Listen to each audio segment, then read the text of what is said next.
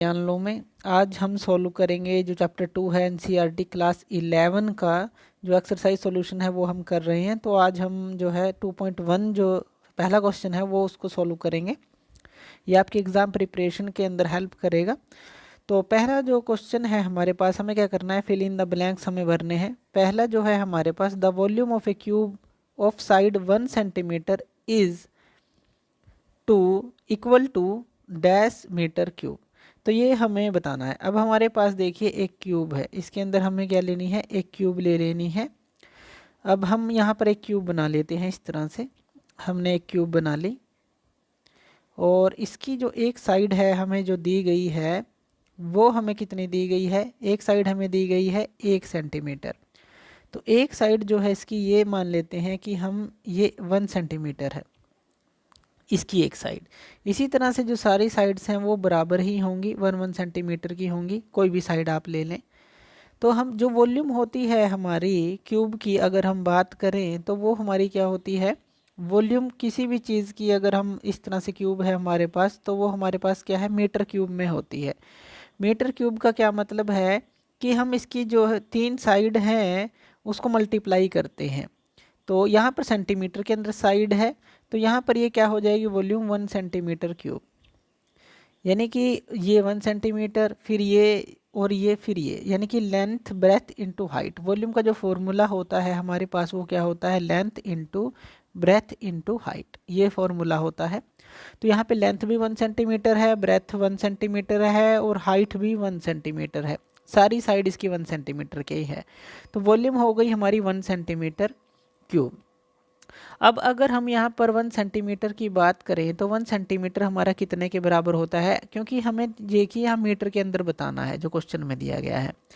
तो 1 सेंटीमीटर हमारा 1/100 मीटर के बराबर होता है। ऐसा क्यों है, क्योंकि जो 1 मीटर है वो हमारा 100 सेंटीमीटर के बराबर होता है। और अगर आप यहाँ से सेंटीमीटर को निकालेंगे तो ये क्या आ जाएगा, हमारा 1 सेंटीमीटर यहाँ से 1/100 मीटर आ जाएगा। ऐसे आप लिख सकते हैं।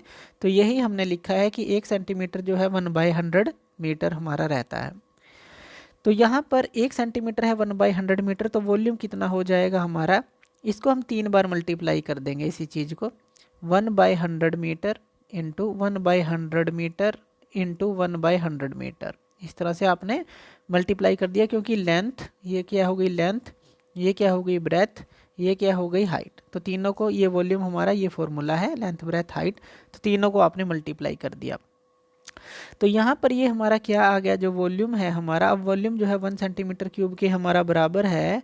तो यानी कि जो 1 सेंटीमीटर क्यूब है हमारा वो किसके बराबर आ गया हमारा, जो हमने ये पुट किया है उसको, तो ये आ गया हमारा 1 अब यहाँ 2 ज़ीरो हैं, यहाँ 2 ज़ीरो हैं, यहाँ 2 ज़ीरो हैं, यानी कि 10⁻6 आ गया मीटर में। और इस 10⁻6 को जब आप ऊपर लेकर जाएंगे तो ये माइनस का हो जाएगा, यानी कि 1 है तो ऊपर लेकर जाएंगे, ये 10⁻6 मीटर, ये क्यूब है सॉरी, क्योंकि मीटर मीटर मीटर ये क्यूब हो जाएगा, तो ये 10⁻6 मीटर क्यूब आ जाएगा। तो यहाँ पर जो वॉल्यूम ऑफ क्यूब है जिसकी साइड 1 सेंटीमीटर है वो किसके बराबर होगी, 10⁻6 मीटर क्यूब। यानी कि यहाँ पर अगर आप लिखें तो यहाँ पर ये क्या आएगा, 10⁻6 ये आ जाएगा। तो इस तरह से इसको आप सॉल्व करेंगे। ये सॉल्व कर लिया। दूसरा, the surface area of A solid cylinder, हमें एक सॉलिड सिलेंडर दिया गया है जिसकी रेडियस है 2 सेंटीमीटर, हाइट है 10 सेंटीमीटर, इज इक्वल टू, ये mm² में हमें बताना है, यहाँ पे डैश दिया गया है। तो चलिए पहले तो हम इसकी जो फिगर है वो बना लेते हैं। इस क्वेश्चन की जो फिगर हमारी बनेगी, तो हमें क्या दिया है क्वेश्चन के अंदर, तो हमें एक सिलेंडर दिया है। मान लीजिए इस तरह से एक हम सिलेंडर बना लेते हैं। ये हमने बना लिया एक सिलेंडर, ये सिलेंडर बना लिया।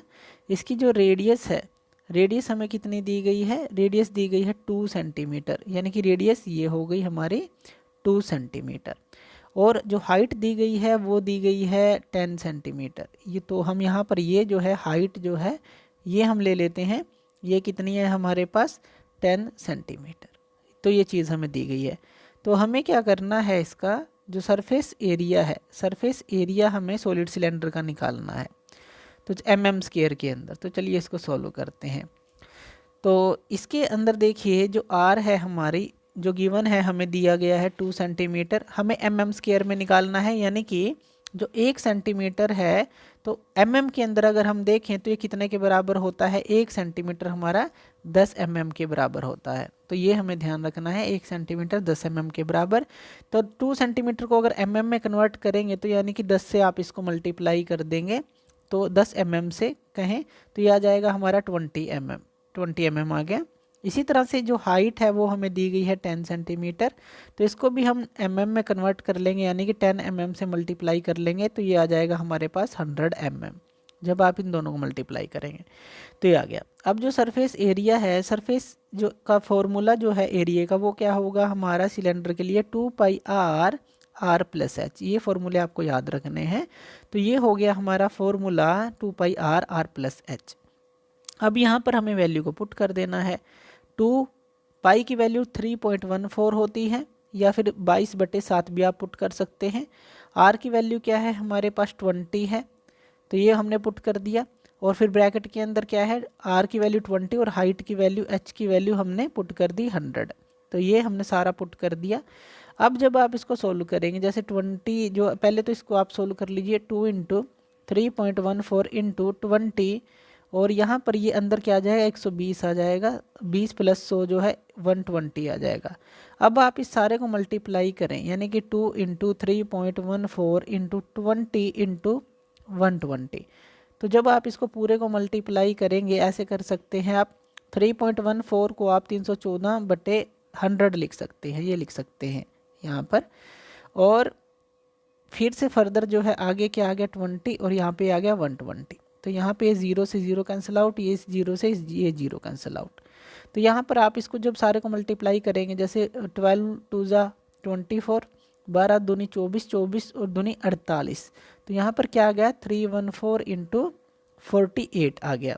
तो जब आप इसको मल्टीप्लाई करेंगे आपको मिलेगा 15072, ये आप मल्टीप्लाई करके आपके पास आएगा।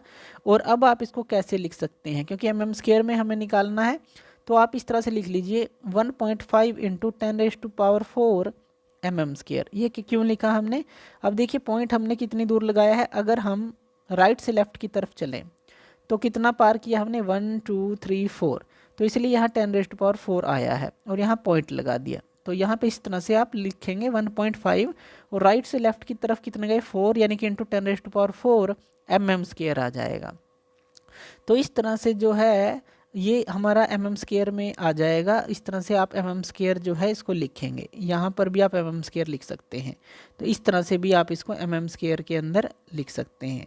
तो इस तरह से देखिए आप इसको सोल्व कर सकते हैं, जो हमारा सेकंड था। तो थर्ड क्वेश्चन ले लेते हैं। जो थर्ड क्वेश्चन है हमारे पास, थर्ड क्वेश्चन है a vehicle is moving with the speed, आप क्वेश्चन नोट कर लीजिए।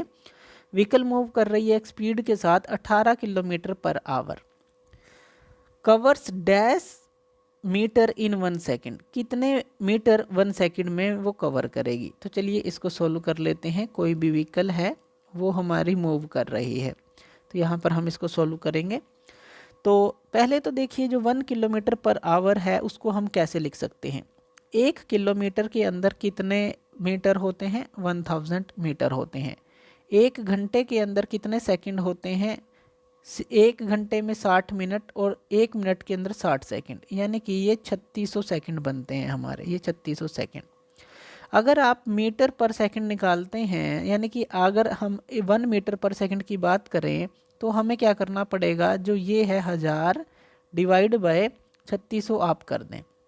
यानी कि यहाँ पर जब आप इसको 2 से कट करें, 2 5 = 10 और 2 18 36, यानी कि ये 5/18 के बराबर होता है। ये आपको याद रखना है, 5/18 मीटर पर सेकंड के बराबर होता है 1 km/h, जहाँ जो कि हमने यहाँ पर देखा 1 km/s, ये इसके बराबर मीटर पर सेकंड आपने निकाला किससे, 1 km/h से। तो कितने मीटर पर सेकंड के बराबर आया, 5/18 मीटर पर सेकंड। तो इसको आप कट कर दीजिए, यानी कि 1 km/h जो है 5/18 मीटर पर सेकंड आया। तो यहाँ पर आप लिख सकते हैं सीधा, ये आपको याद रखना है कि 1 km/h 5/18 मीटर पर सेकंड के बराबर होता है। तो ये निकालना है मीटर पर सेकंड में, ये निकाल लिया हमने। तो तो यहाँ पर हमें दिया है कि 18 किलोमीटर पर आवर की स्पीड से वो चल रही है। तो हम इसको मीटर पर सेकंड में कैसे निकाल लेंगे, 18 को मल्टीप्लाई कर दें किलोमीटर पर आवर को, जो है अगर हम मीटर पर सेकंड में कन्वर्ट करते हैं तो 5/18 मीटर पर सेकंड के बराबर है। तो यहाँ से हमारे पास क्या आ गया, ये 5 मीटर पर सेकंड आ गया। ये चीज़ हमारे पास आ गई, यानी कि जो व्हीकल है 5 मीटर पर सेकंड की जो स्पीड से जो है चल रही है वेलोसिटी से।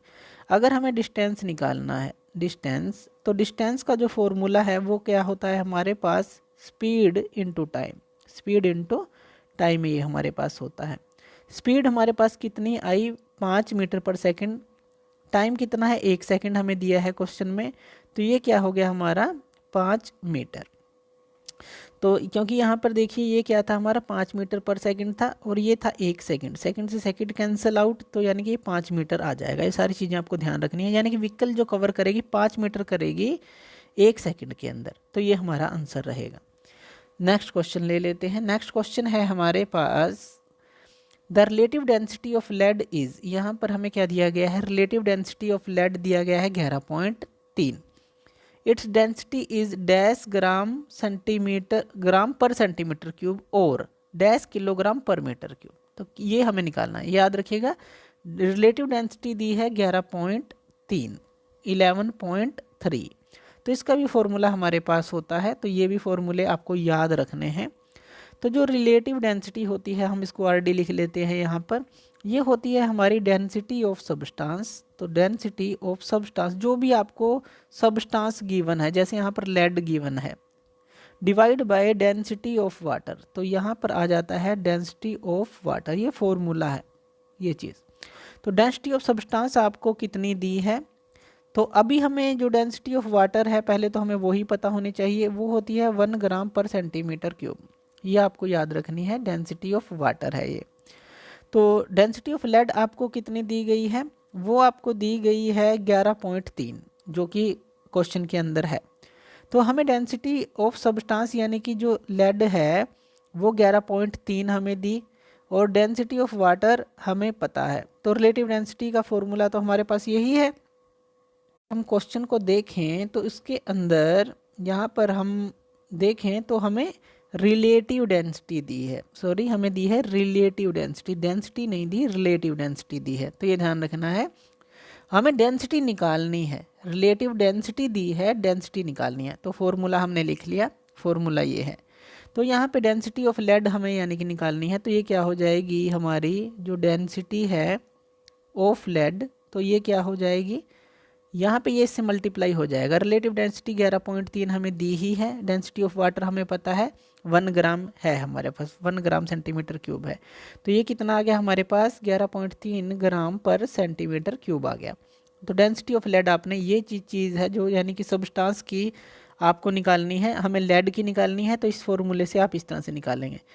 एक जो ग्राम है हमारा कितने के बराबर होता है, 1/1000 किलोग्राम, यही होता है, क्योंकि 1 किलोग्राम कितने के बराबर है, 1000 ग्राम के बराबर है। अगर 1 ग्राम को निकालें तो 1/1000 किलोग्राम के बराबर हो जाएगा। इसी तरह से जो 1 मीटर कितने के बराबर है, 100 सेंटीमीटर के। और अगर 1 सेंटीमीटर की बात करें तो वो क्या आ जाएगा, 1/100, यानी कि 10⁻⁻² मीटर। इस तरह से आप लिख सकते हैं। इसी तरह से 1 सेंटीमीटर क्यूब की बात करें तो ये जो है हमारा कितना आ जाएगा, 10⁻⁻6 मीटर क्यूब। ये तो हमारे 1 सेंटीमीटर की बात की, 1 सेंटीमीटर क्यूब यानी कि 3 बार मल्टीप्लाई कर दिया, ऊपर हम इसको निकाल चुके हैं। तो 10⁻⁻6 मीटर क्यूब आ जाएगा। तो ये आ गया। अब 1 ग्राम पर सेंटीमीटर क्यूब, जो कि हमारा ये चीज़ है 1 ग्राम पर सेंटीमीटर क्यूब, अगर आपको ये निकालना है तो ये कितना आएगा, 1 ग्राम पर सेंटीमीटर क्यूब, ये क्या आ जाएगा हमारा, 1 ग्राम जो है हमारा कितने के बराबर है, 10⁻⁻³ के। और जो सेंटीमीटर है हमारा, सेंटीमीटर क्यूब 10⁻6 मीटर के, -6। तो यहाँ पर देखिए ये क्या आ जाएगा, ये 10⁻³ ये केजी में है, और 10⁻6 जो है ये मीटर क्यूब में है, यानी कि केजी पर मीटर क्यूब में इनकी यूनिट रहेगी। तो जब आप ये -6 ऊपर जाएगा तो प्लस का हो जाएगा, यानी कि 10⁻6 -3 हो जाएगा, क्योंकि ये छोटा है। तो यहाँ पर क्या आ जाएगा, 10⁻³ केजी पर मीटर क्यूब। इस तरह से आप इसको निकालेंगे, ये हमारा आंसर रहेगा। तो इस तरह से जो है 1 जो ग्राम पर सेंटीमीटर क्यूब आप निकाल सकते हैं, ये जो हमने निकाला, और किलोग्राम पर मीटर क्यूब के अंदर जो है आप इस तरह से उसको कन्वर्ट कर सकते हैं। तो इस तरह से जो पहला क्वेश्चन है इसको आप आसानी से सॉल्व कर सकते हैं। तो थैंक यू वीडियो देखने के लिए, और इसी तरह की वीडियोस के लिए ये हम सीरीज़ हैं, चलते रहेंगे, इसके अंदर इंपॉर्टेंट क्वेश्चंस लेते रहेंगे +1 फिजिक्स के, ताकि हम इसको प्रिपेयर कर सकें अच्छी तरह से। तो थैंक यू वीडियो देखने के लिए। इसी तरह की वीडियोस के लिए आप हमारे चैनल ज्ञान लो पे हमें सब्सक्राइब कर सकते हैं। धन्यवाद।